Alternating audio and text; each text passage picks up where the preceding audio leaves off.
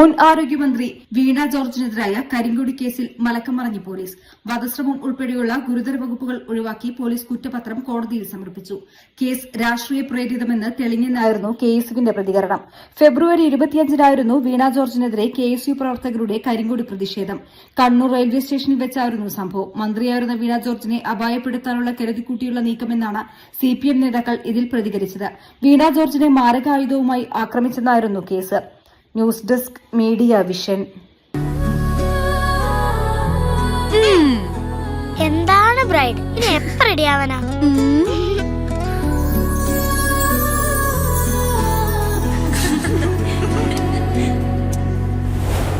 മരുപൂ പോലെ നിറമേകും MX വെണ്ണിലാവായെന്നുള്ള